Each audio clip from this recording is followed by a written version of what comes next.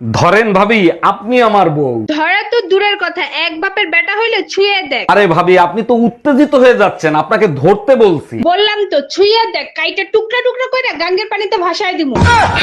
এই শোনো, তুমি আমার মানিব্যাগ থেকে টাকা নিছো? জরুরি দরকার ছিল তাই নিছি। কেন, তোমার কোনো সমস্যা আছে? আরে বাবা, দরকার ছিল আমার কাছ থেকে চাইয়ে নিতা। কতদিন আর তোমার কাছে চাবো? নিজেকে আত্মনির্ভরশীল হতে দাও। আচ্ছা, বিয়ের দিন আমি কি শাড়ি পরছিলাম তোমার মনে আছে?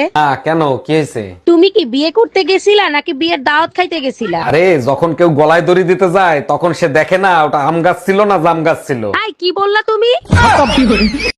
আচ্ছা ভাবি, আপনার বিয়ে হয়েছে প্রায় 10 বছর হয়েছে, তাই না? হ্যাঁ অরুণ ভাই, দেখতে দেখতে 10 বছর পার হয়ে গেছে, টেরই পাইলাম না।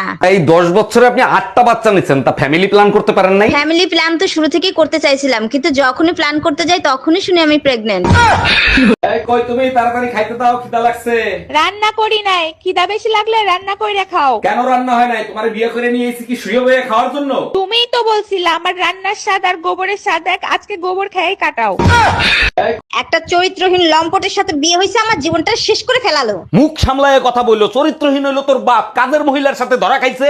ও আচ্ছা, আর তুমি কাজের মহিলার সাথে কি করতেছিলা? মেম সাহেব, আপনার শাড়ি আপনি ফেরত নেন। ভাই যা করার তো করছে, পাশের বাড়ির ভাইও আমারে জড়ায় ধরে চুম্মা দিছে।